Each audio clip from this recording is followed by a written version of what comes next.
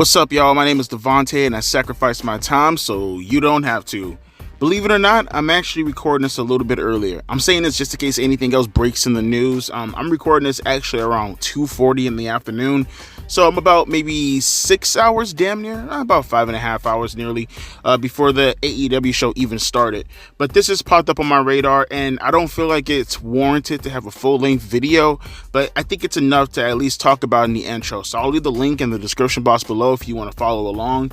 Unfortunately, yes, this is coming from Ringside News, but it popped up on my radar, and at least at this moment in time, they might post some new articles later on throughout the day.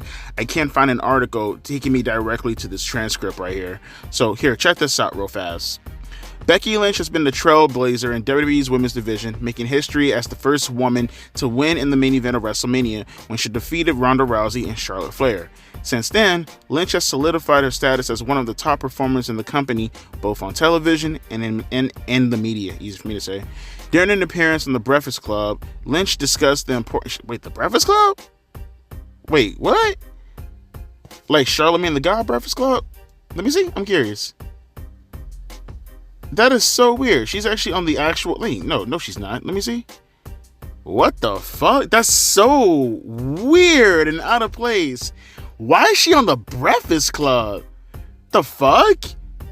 I can, like, Bianca Belair or, like, somebody like that, or Naomi, or even someone like Michin I can see on The Breakfast Club. Why the fuck is Becky Lynch, of all people, in the fucking Breakfast Club? Whatever, I'm getting distracted right now. During an appearance on The Breakfast Club, Lynch discussed the importance of advocating for equal pay in the world of professional wrestling. Reflecting on her own experiences, Lynch shared insights into her journey towards fair compensation. And I quote from Becky Lynch, "The last contract I signed was 3 years ago. I was coming back after having my kid. When I left on top. It's one of those things where sometimes in the male-dominated sport, we're historically like, thank you for that. I don't want to make any waves," Lynch explained. End quote. However, she emphasized her stance on the issue, asserting her belief that she deserves equal pay to top male wrestlers based on her performance and drawing power.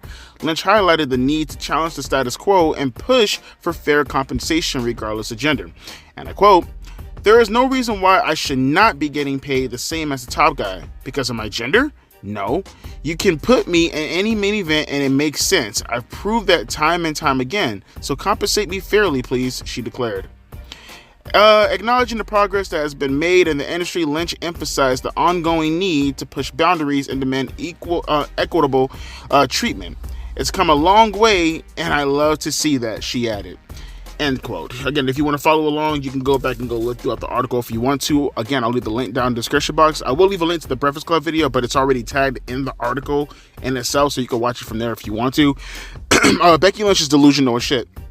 She's delusional. So can we go right back real quick so I can rub it in a couple of people's faces who are telling me, "Whoa, Devontae, don't you know that she's working right now with Rhea Ripley? She's working Rhea Ripley, Devontae. She don't know what you're talking about. She's working Rhea Ripley." Okay, now she's at the Breakfast Club and she's talking about equal pay, right? First, she was asserting her belief that women should be able to get throughout the card. They should put in this. They should be put in this position. And now she's talking about equal pay. So now, can we, like, stop it with the stupid fucking thinking of believing, well, Devontae, she was working us when it came to Rhea Ripley. She was working us in the sense that she's performing as far as her hatred for Rhea Ripley. For all of her words, which I have a problem with, that's what I was contending towards, or contending with, I guess would probably be the best way to say it. That's what I was contending with. She's a full-blown feminist. And she says ridiculous shit like this all the time. So here's another outburst from her and her stupid fucking way of thinking. No, Becky Lynch, you do not deserve pay closely resembling someone like a Roman Reigns. You do not even remotely deserve anything close to anything remotely compared to, say, The Rock, for an example. No, you don't even, in my opinion, shouldn't even be making anywhere near close to Cody Rhodes. Maybe even your own husband, to be perfectly honest with you. Because, when was the last time people gave a shit about Becky Lynch? About the same time people gave a shit about Ronda Rousey when she first came along, right? It's very rare to see Becky Lynch and it not be a quiet match, it not be a quiet promo. I don't see anything relatable to her outside of the fact that she's actually going up against Rhea Ripley, who's actually the more over talent than she is currently at the moment. Because that's the only way Becky gets a response, is like nowadays, is if she's in the ring with Rhea Ripley. You don't believe me? Go back and watch the past Raws. You see her cutting a promo, it's crickets. You see her going in the ring with another woman, it's crickets. Either she has to use weapons to get a pop, or she has to be in the ring with an actual star at this moment. Rhea Ripley. It's not to say that Becky wasn't a star at one point. You could probably make that an argument back in 2018, 2019, not in 2024. No, you don't deserve that at all. You don't deserve anywhere near close to top paid money. To be honest with you, like I said before, none of you guys deserve the money that you're getting at the moment. None of you guys are anywhere remotely close, even like a fucking ant dick close to what the guys, as far as popularity, were considered like even like 20 years ago in the fucking lower mid card, let alone the main event scene. No, none of you guys deserve any of that fucking money, let alone trying to get top pay. The only person who deserves top pay right now is the guy who's actually fucking drawing, which that will be the fucking Rock. If not even Roman Reigns to that degree anymore at this point. No, like if your name isn't The Rock, you don't deserve anything close to the fucking millions. Maybe $1 million. And in terms of Becky Lynch, 500,000 would be something I'd fucking give her. What the fuck? And I'm being generous with that, to be honest with you. That's more so of a thing based off of what your past was. No, Becky, you don't deserve any of that. Get the fuck over yourself and get your head out of your own ass. How about you go get legitimately over and bring Raw up into the 2 million range without The Rock being there, and then we'll come back to the talk. We'll come back to the table, and then we can have another discussion. Okay, sweetie? Until then, zip it, lock it, put it in your pocket. All right, let's continue on to AEW. Let's go. Okay, so I try my best to be very open-minded when it comes to the legends, right? Especially a guy like Edge. I grew up on Edge and Christian, his singles career, TLC, all that stuff. Big fan of, forever will cherish in my childhood. I will never knock Edge for the sake of knocking Edge, and nor will I ever disparage his name, because he's one of my favorite wrestlers of all time. He is a large reason when you talk about the TLC stuff as to why I'm a professional wrestling fan, right? Never will I ever go out of my way to disrespect Edge on his name until now. Edge, you know you going out there and you know that pathetic response to CM Punk was absolute bullshit, right? And here's the thing also, because it's not as if the bullets were directly aimed at CM Punk. Oh no, don't get it twisted. People like me, and obviously he's not talking about me directly, he doesn't know who the fuck I am, but I mean the stray bullets were aimed at people like me who cover the CM Punk stuff, right? Obviously. And, you know, you're super negative, this, I hear this from all the people all the time. So I'm going to kind of bring this all in together. Again, Edge, love you. That was the worst response I've ever heard to a person who completely and utterly buried your fucking company. And honestly, it's pretty obvious that Tony Khan sent you out there to, you know, praise the shit out of the company, blow smoke up his own ass. You don't need to do that at all. You know who does that? Your company does that for itself. You should speak for yourself. Your company and the numbers and the analytics and all that stuff and the buzz around your company speaks for itself. If CM Punk goes out there and buries your company and you have to go out there and do damage control for your company, what does that say, huh? And you go out here and you spat out all this bullshit about, oh, well, if I could compare this locker room to anybody, I will put it up against any locker room I've ever been through. My heart is racing right now because there's so much good things going on in AEW. Oh yeah, so many good things that you had a problem with your fucking microphone before you even started speaking, right? Great way to start off your fucking conversation, boosting up your company.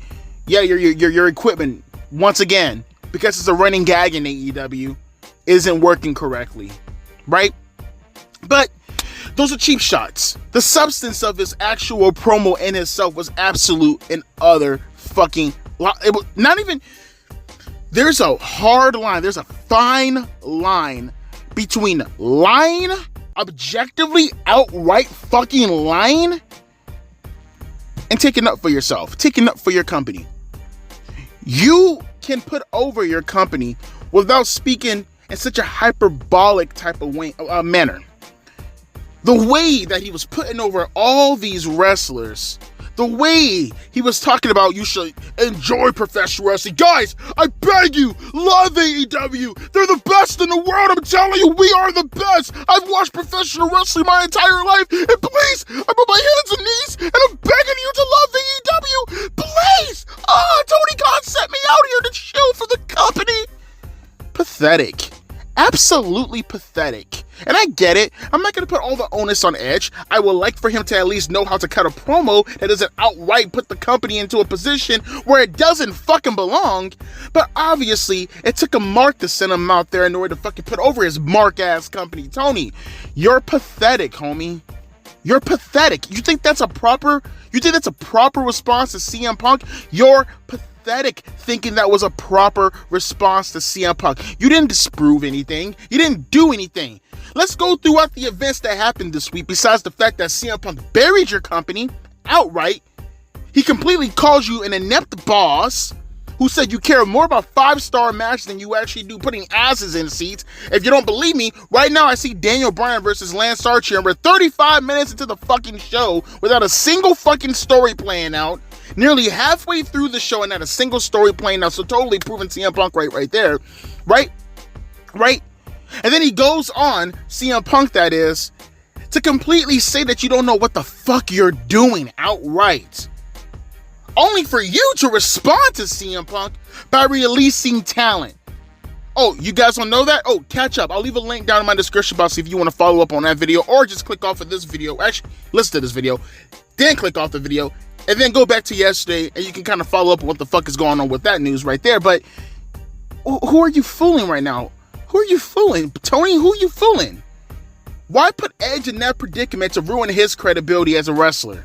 Why put Edge in that predicament? The guy who fought against The Undertaker in the main event of WrestleMania for a world championship, why put him in that position to say all of these ridiculous fucking things that he knows is not correct, that he knows makes no sense whatsoever? You're literally taking a pop star right now, right? This is what Edge essentially said. You guys want to hear what Edge said essentially? This is what he said essentially. Okay, you ready for this? Ready for this? He took a pop star from today. Let's say that, what's her name? Olivia Rodrigo. I see her all over YouTube, all the fuck stuff for cringy ass music. He took Olivia Rodrigo, right?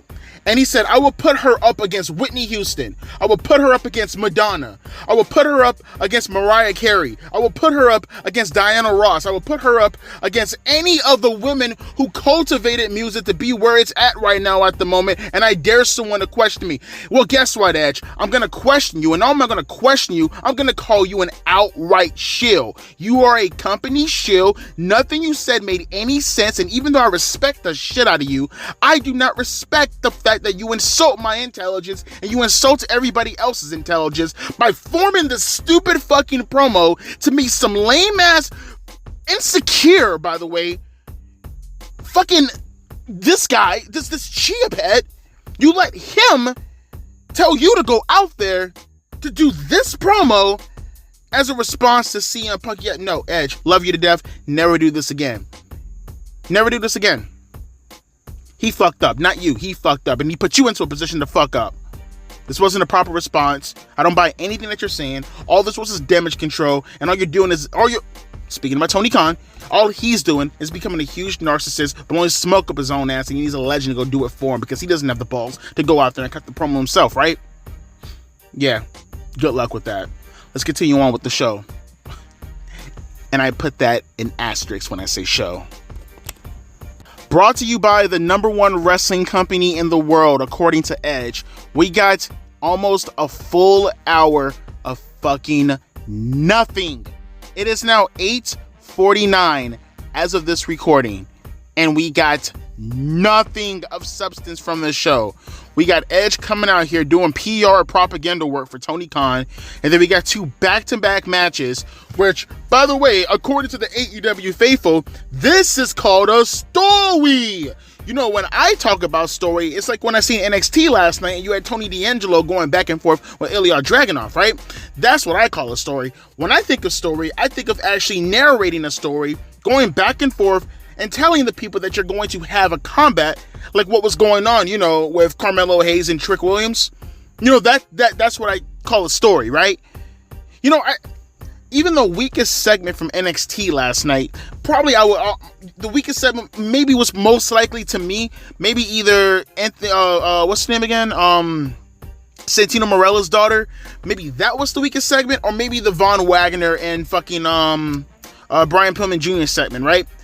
And both of those had more storytelling than both of these matches combined. Which, by the way, is supposed to be one story. Because according to the AEW faithful, a story is having guys go out there, wrestle, and then look at each other, walk past the stage and go, "Tough that, guys. Tough that, okay? Tough that." I'm looking like, goddamn. And then they wrestle on and on and on and on and on and on. We went through like fucking 4 commercial breaks. I lost count between both of these matches combined. By this point in time, NXT got through like 6 matches. Honest to God, they got through like probably 5 or 6 matches, telling me what's happening throughout the night, getting me engaged with the show. And yes, I'm going to keep comparing it to NXT throughout the night because I want you to see the compare and contrast. I want you to see the audience who has the fucking 600,000 fucking views or whatever the case may be for their flagship brand versus the so-called developmental brand. It just makes no sense to me how you can look at a company like this and think to yourself that this is a healthy way to actually adapt. This is a healthy way, not even adapt. I take that back. Not adapt, excuse me. This is a healthy way to promote a company. This right here, Daniel Bryan going out there and wrestling fucking, oh, and by the way, can I also say that both of the guys, and I like Daniel Bryan, I don't hate Will Ospreay, both of them completely destroying 2 big guys. Why? Because Tony Khan hates big man. What else do you want me to tell you, folks? I don't know what else to tell you nowadays. He hates big man, and he had to use them for props in this story because, you know, Will Hobbs, yo, I'm telling you, buddy, while you get up, hopefully shaking off the concussion because Will Ospreay damn near broke your face with that tornado. Hopefully you could run for the hills and maybe you could take Wardlow with you. And you know what? Why not? Take Lance Archer with you also. All you guys can go running for the hills going to WWE. What a pathetic thing. This both of these matches I didn't give a shit about. Why do I give a shit? Oh, and by the way, we have we have Chris Jericho coming out. And obviously, you guys know Jericho's my favorite wrestler of all time. Maybe he can give me some update as far as what's going to happen as far as storytelling is considered on the show. Maybe we can get our first inkling of some kind of story being told. You know, maybe we can get some semblance of a fucking storyline. Not 2 guys wrestling 2 different matches, calling it a storyline, and another guy coming out earlier on, and that's supposed to be a segment. You dedicated 15 minutes to a guy doing propaganda work for your fucking show. Okay, Lionheart, Jericho, please help a brother out. Do you mind? I swear, Edge, you cut that promo earlier tonight and everybody is just coming out contradicting the fuck out of everything that you're saying currently at the moment. Bro, what in the fuck am I watching right now at the moment? 3 segments back to back to back to back. Oh my God. Either it was really boring, either it made no sense, or either it was super fucking cringy. So let's start from the top. Chris Jericho calls out Hook, right? This boring ass motherfucking segment, bro. This boring fucking segment. Jericho calls out Hook. He's trying to get him to open up, but at the same time, the audience are booing the shit out of Jericho in the background. Jericho's boring as fuck right now. He's trying to get Hook to open up. Hook, he opens up his mouth. He's boring as fuck. Nothing comes out that's actually good or compelling. He's gonna be fucking his mentor or something. He's like, well, let's put us to the test by having a tag team match at Collision. And then you get these 2 dudes backstage who I don't know who the fuck either one. I think I know Lee Moriarty got more hair than he got body. The other one, I don't know who the fuck he is. I think they call him Sean Taylor, which isn't that the guy who passed away, the football player? I don't know if that's the same person. But they're going to have a match at Collision. I'm like, what the fuck? Why do I give a shit? But it continues on with the fucking... Bro, you get this one-on-one match with Billy Gunn and Jay White. Never mind the fact that this shit went on and on and on and on and on and on. I'm like, get to the fucking point. Who asked for Billy Gunn and Jay White to have a match in 2024 that goes anywhere longer than 5 minutes? These bastards had a match that went off like damn near 15 minutes. And I'm looking, I'm like, no fucking way, bro, and none of this shit made any sense. They're having a match. Billy Gunn, for the most part, is beating the crap out of Jay White. Then backstage, they claim they got beaten up, I would presume, by the Ass Boys. But then the Ass Boys come out when Jay White's gonna, because Billy Gunn hits him with 3 Fame Masters, right? Or 2 Fame Masters, I don't know. The first one he could have pinned him off of, he didn't. The second one he could have pinned him off of, he didn't. I think he hit him with the 3rd one, I'm not even sure. He could have just pinned him and then continue the damage, but no, because he's a dumb baby face. He goes outside the ring, grabs a chair, and then his sons come out to the ring. Please, Daddy, no! Daddy, no! Don't hit Jay White! No, Daddy, no! And then he's like contemplating. I'm like, dude, what is this shit that we're watching? And then Jay White hits him with a low blow. And then he gets the chair. He's going to put it on his leg and step on it. All Billy Gunn had to do was hit all three of them with the chair. Better yet, all he had to do was win the match. Then he could have did whatever he wanted to do. But which put Jay White in no predicament. You know, we're talking about the same guy who was just wrestling for the World Championship in the main event of a pay-per-view like 3 or 4 months ago. Or 5 months ago at this point. Goddamn, it's such a fucking blur, right? Bruh, he hits him with a low blow. They put the chair on his ankle. And then the Acclaim come back out. I thought the whole point of the Acclaim being attacked backstage on the Titantron was to have some type of distraction for Jay White to beat him. They got attacked backstage, and you think to yourself they're taken out. They come out to the ring still. And then we get this awkward-ass brawl that meant nothing. They're like fighting. I'm like, what is... Bruh, I don't know. I really don't know what's going on. I can't follow what's going on. They're fighting, and then we get to a point when they take some stairs out and they're gonna suplex Jay White through the table on the outside of the ring, and then the ass boys stop them, and then they run over the barricade. I'm like, this shit went on for like almost 20 minutes, folks, and I'm like, what are we doing? What are we doing, bro? But it gets even better. So if that was a Sunday, let me give you the cherry on top with the whipped cream on top of it. You have Willow Nightingale come out, right?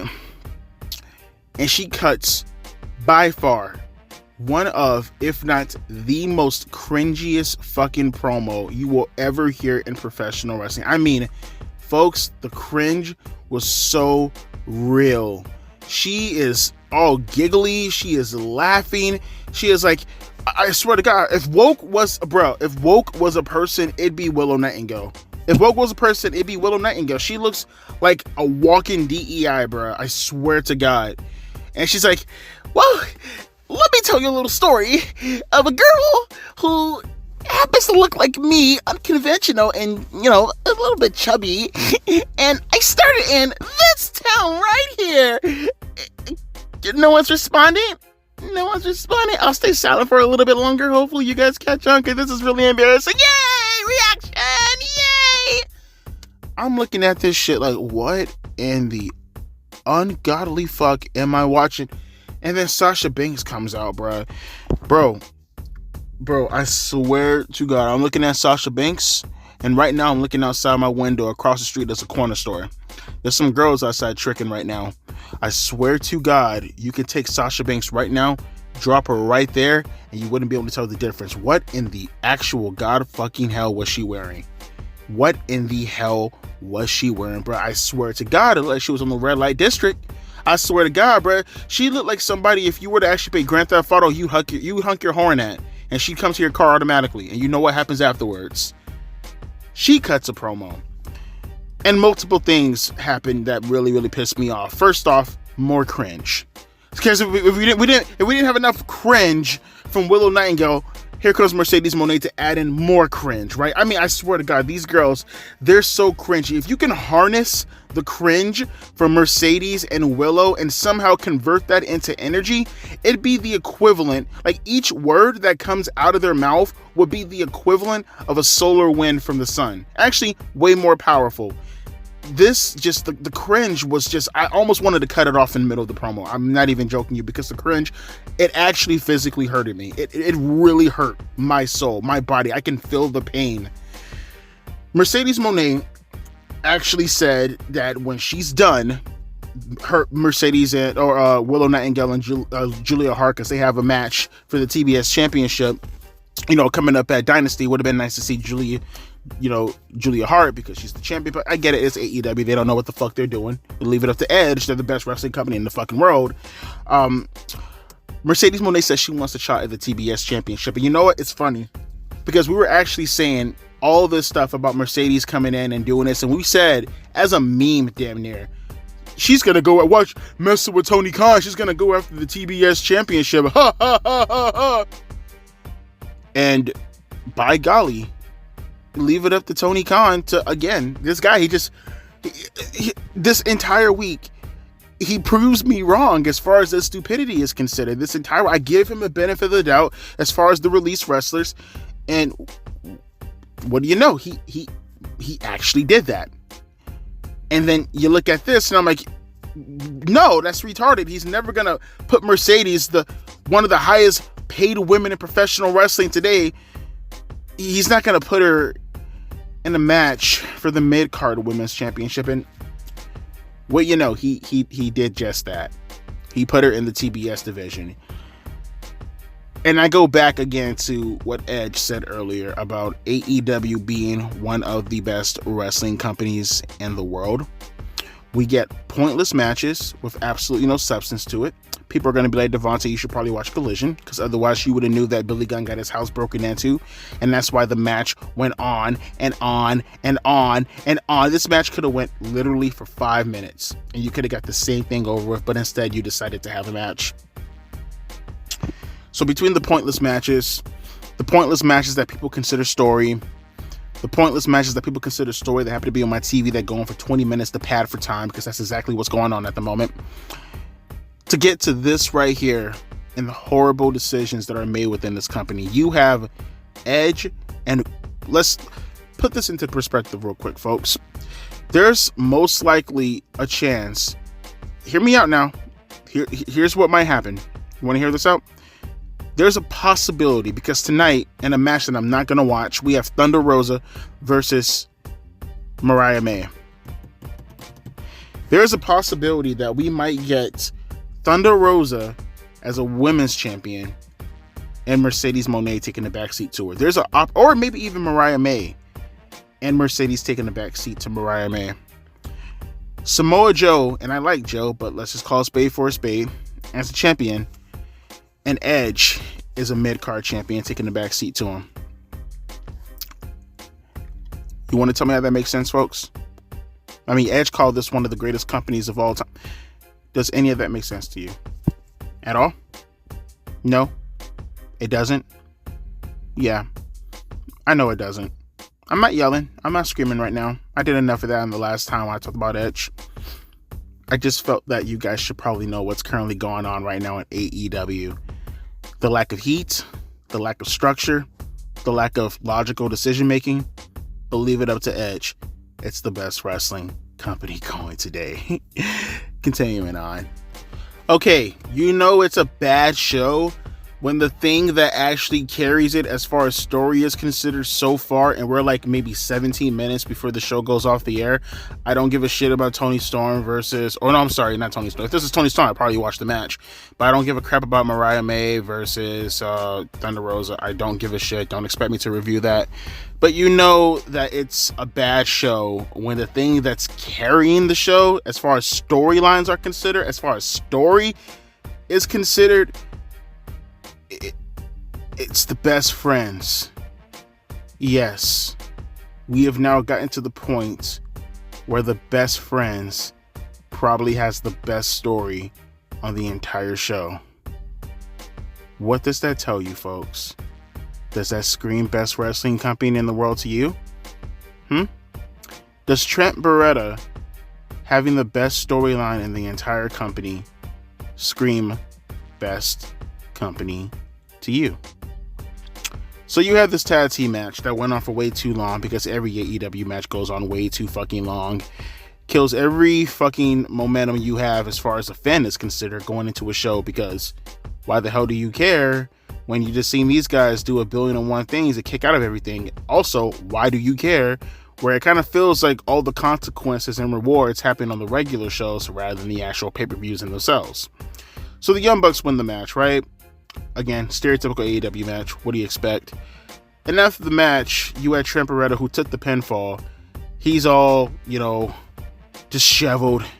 He's distraught. His mom is outside there cheering him on. Perfect representation of the AEW fan base. It's probably why they love the best friends so much, because the only girl they can get right next to them is their mom. And even then, she kind of hates them too. And they go for their little friendship hug they do. And when they go in the middle, Trent Beretta hits Orange Cassidy with a running knee. Great sell job by Orange Cassidy, by the way. Great sell job. And this is one of those things, to be charitable, that's been building up for a while now. I've been seeing Trent Beretta having problems with Orange Cassidy, finding trouble where he fits right now in the best friends. That's been going on for a while now. That right there, you can probably classify as an actual story. For the AEW faithful out there who says I can never give anything to AEW, oh no, I'll give them this. This was fine. It just sucks because this is the best thing on the show when this should be the least most effective thing on the show if you had an actual good fucking show. That's my problem. This has nothing to do with Trent Beretta. This has nothing to do with Orange Cassidy. This was a good segment. I like it. I like it a lot. But what does that say about your company when this happens to be the best thing currently going on in your television show? It says a lot, doesn't it? With that being said, let's get to the main event, because I'm pretty sure after this match will be the main event. And like I said, I don't give a shit about Toni Storm. Or I keep saying Toni Storm, that's not her. That Mariah May chick looks really like her from a distance. Mariah May and Thunder Rosa, I don't give a shit about either one of these girls. So yeah, let's get to the main event and get this show over with so I can go to bed and do something more productive with my life. Like I said, go to bed. If we got more of this throughout the night, every week, then I wouldn't be shitting on AEW. See, here's the problem with most folks in the audience who happen to say that I don't like AEW, who happen to come with the more derogatory ad hominems because they can never defend their positions or they can never counteract my own positions. You see, it's not just being charitable for the sake of being charitable when I say good things about AEW or any wrestling company or any wrestler. It's because I actually believe the thing that I'm currently saying at the moment. See, this segment right here was awesome. This segment right here kicked all kinds of ass. That's how you actually get people hyped up to want to see a main event show. That's how you get people hyped up to want to see a match. That's how you put asses in seats. That's how it's fucking done. So you had this promo package? You had this promo with Swerve Strickland and Samoa Joe over this contract signing, right? Now, Joe was on fire as always when it comes to his promo because, as I said before, and I'll say it again, no one touches Samoa Joe on the stick today in professional wrestling. He is the best mic talker in professional wrestling today for my money's worth. And he killed it. Even had a nice solid line with that whole P. Diddy line. I fucked with that. I like that a lot. I like that. Swerve Strickland, on the other hand, and I've been noticing this with Swerve Strickland over the past few months, his promos are hit and miss. When he's on it, he's on it. He's on fire. And when he's not on it, it don't really hit all too well. This right here was one of those, it didn't really hit all too well. Can't even front. Fuck with Swerve, but it is what it is. You have off nights. It is what it is. This wasn't one of his best promos, but he got his point across. He did what he had to do. And I liked it. The last line was pretty good when he was like, "You can run that fade, bitch." I fucked with that. And then Joe punched him in the face, and then Swerve Strickland, he decked him in the face, got him with a really nice shot. Samoa Joe Swerve. Goddamn, all these S's. He sold the move, and then for some reason, Swerve thought it was a smart idea to put the chain around his neck across the table while they both standing up. I don't know why the fuck he thought that was a smart idea, but he attempted to try to choke Joe out with that chain around his neck. But Joe, he took it off his neck. He headbutted Swerve, and he put the chain around his own fist, and he beat the dog shit out of his boy. Just attacking him right in the face over and over and over and over and over again. Swerve comes up, got blood over his face, nice little red crimson mask over Swerve's face. I like that. I fuck with that. And then as he's leaving, Samoa Joe, that is, Swerve Strickland, he starts to laugh in the microphone. He's all bloody. He's all busted open. And he's like, "If that's the best that you got, then I'm taking that world champion." And I like the whole "I live for this shit." Like, his promo was actually better after the beatdown, which is kind of funny because you would think that, him being all bloodied and fucked up like that, he'd be more incoherent. Now, this promo actually was better after he got beat up, which is super ironic. But when he said that, he took the pen and he smeared it in blood, and then he signed his name in blood, and then he wiped the page with blood. It was actually a pretty badass looking image. And then Joe, incensed, enraged that for some reason he beat the fuck out of this boy with those steel chains, him still standing up and talking all that shit, he comes in the ring, and for some reason Joe keeps doing this. I don't know what the fuck is this running gag with Joe kicking people in the nuts. He just immediately Swerve is on his knees and he puts his arms up like Christ or something, and then Joe, God bless, I don't mean that in any disparaging way, not saying he's like Christ, I'm saying he posed like he was Christ, not saying he is Christ, don't take his name in vain. He kicks Swerve right in the balls, bro, just boom, right in the nuts, which kind of lifted Joe. I swear to God, am I tripping? Or when he kicked Swerve in the balls while he was on his knees, he kicked him so hard that I swear he threw him up in the air and caught him in the in that Uranagi, right? And maybe I'm just tripping, but I swear it felt like that is what he did. He kicked him in the nuts, got him up for the Uranagi, and he put him through the announcement, or I guess the table that they were signing the contract on, because you always have to get the obligatory table smash when you're doing these contract signings, right? Well, that's what happened. Swerve is laid out, he's all bloodied, and the show goes off the air like that. That was a great segment. That was a fantastic segment. You know what would have been a lot more helpful though? If you would have built this up throughout the night. Maybe you could have had Swerve sitting in the locker room. Maybe you could have had people talking to him and he could have been doubting himself. You could have had Samoa Joe sitting there. He could have been stretching. Little small things like that. Playing promo packages throughout the night. Rather than giving us 20 fucking minute matches in like 4 different formats. You could have been actually hyping this up, but you didn't. And unfortunately, your show suffered for it, and we ended up getting this at the very, very end of the night. And like I said, for what it's worth, it was fantastic, and I loved everything about it. It just would have helped out if you would have promoted it throughout the show and put some spotlight on your world championship rather than just showing it in one segment. Because again, I don't know what the fuck is with Tony Khan and this whole fucking equity shit, and everybody has to have equal time to get themselves over. No, that's not how that works. You get one guy who is supremely over, and then everybody follows behind him. That's how they get over. No one wants to see a 20-minute fucking match with Bryan Danielson and Lance Archer. I'm sorry, I love Bryan, just saying. No one wants to see a 20-minute match with Will Ospreay versus Will Hobbs. Don't have a problem with Will Ospreay. Don't want to see that. No one wants to see all these multiple matches go for so fucking long, when in reality, you could put some time and effort behind the shit that we do want to see, get us to want to engage with that, and then we'll come back the following week because we have a feeling that you're going to do that again, and then we'll see the superstars throughout the program as far as how that works. That's how it worked with NXT last night. Just saying. They got over a bunch of shit. They got over a bunch of people. Girls, boys. Hell, there was a mascot or two that I think I seen get over on that show last night. That's how much time. That's how good they were with their time management. But overall, though, nah. Although this main event segment was good, and the best friend stuff was pretty decent also, wasn't enough to save this show. It was way too much fucking wrestling for so little with no consequences, in my opinion. Well, actually, no, there is no opinion. The only opinion that actually does matter is my opinion, because I speak for everybody that's not an AEW fanboy. It would be so much better if you didn't harp so hard on just the matches. But I've been saying this for years now, and you're not going to learn your lesson anytime soon. So this comes right back to the finale and the conclusion, back to Edge for one final little shot. You know, if your company knew what they were fucking doing, they wouldn't be in the position that they are in right now, where they constantly get criticized, right? Because it's not for nothing. There's a reason why no one watches your show, Edge. There's a reason. You know why?